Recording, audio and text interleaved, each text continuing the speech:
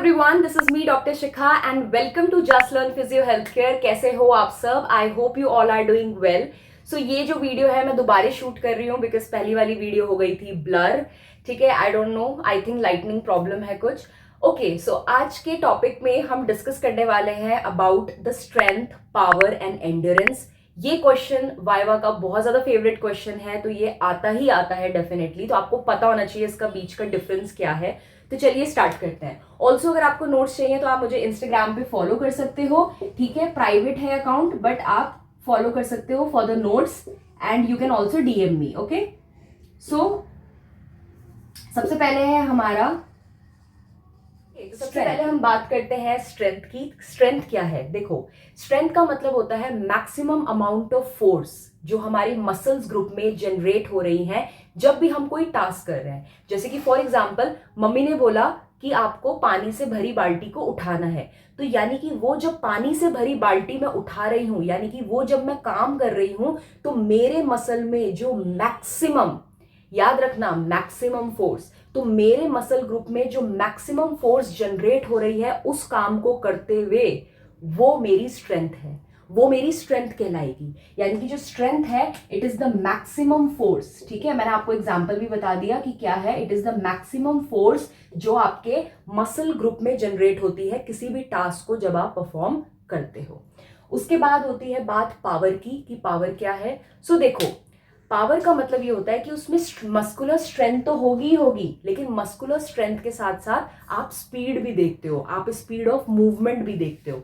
यानी कि उसमें स्ट्रेंथ तो होगी लेकिन स्ट्रेंथ के साथ साथ स्पीड ऑफ मूवमेंट भी आप देखोगे। कैसे अभी समझ नहीं आया होगा, एग्जाम्पल से समझते हैं। जैसे कि सपोज ए है और बी है। ठीक है, ए है और बी है। ए को बोला गया कि आप 2 किलो का वेट उठाओ और बी को भी बोला गया कि आप 2 किलो का वेट उठाओ। तो जाहिर सी बात है ये दोनों वेट उठाएंगे, तो टास्क कर रहे हैं तो मैक्सिमम फोर्स तो जनरेट होगी होगी, यानी कि स्ट्रेंथ तो हो गई ना दोनों में। ऐसा तो नहीं है कि हमने ऐसे ही उनको बोल दिया।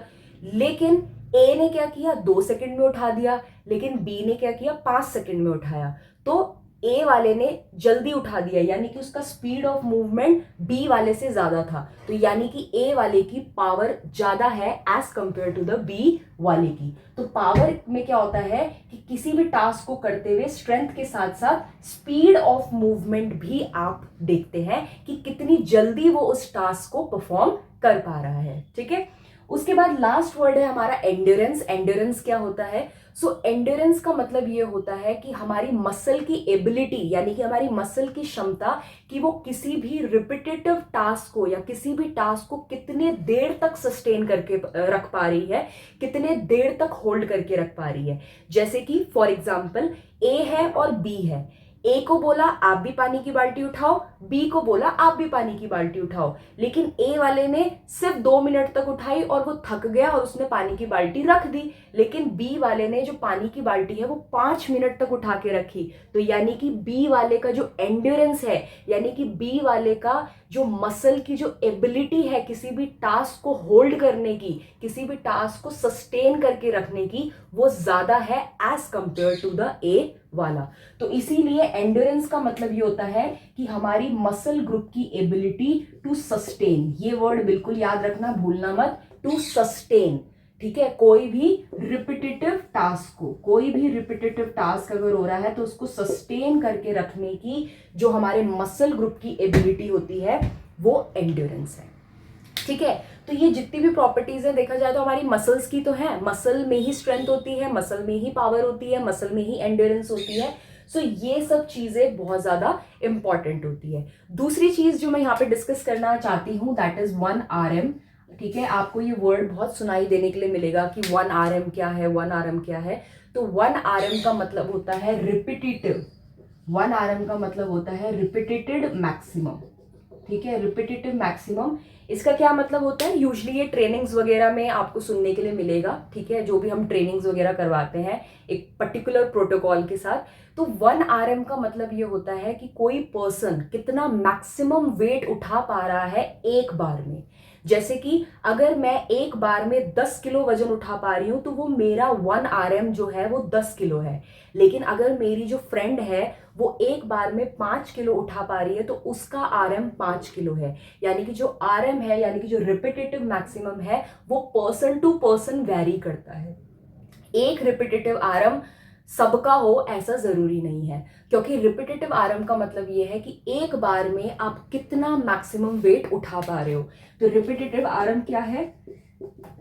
मैक्सिमम वेट जो पर्सन लिफ्ट कर पा रहा है एक बार में, जस्ट वंस। ठीक है, तो ये आपका होता है रिपीटेटिव मैक्सिमम। थर्ड चीज जो मैं यहाँ पे डिस्कस करना चाहूंगी, वो भी बहुत ज्यादा इंपॉर्टेंट है, वाइवा में जो होता है ना, बहुत ज्यादा कंफ्यूज करता है इस क्वेश्चन को लेकर के।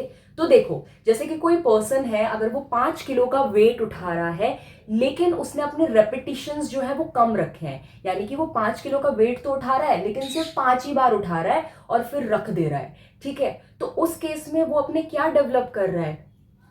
स्ट्रेंथ, पावर या एंड्योरेंस? उस केस में वो अपनी डेवलप कर रहा है स्ट्रेंथ, क्योंकि वो क्या कर रहा है, बहुत इंटेंसिटी का टास्क कर रहा है, लेकिन उसने रेपिटेशंस कम रखे हैं, क्योंकि ऑब्वियसली मसल फटीक हो जाएगी। एक तो इंटेंसिटी ज्यादा है ना, अगर आपने इंटेंसिटी भी ज्यादा कर दी, अगर आपने रेपिटेशंस भी ज्यादा कर दिए, तो मसल थक नहीं जाएगी, मसल फाइबर टूट जाएंगे, डॉम्स हो जाएगा। ठीक है ना, इन्फ्लेमेशन, एडिमा, मसल फाइबर्स में इतना ज्यादा दिक्कत हो जाएगा, इंजरी हो जाएगी।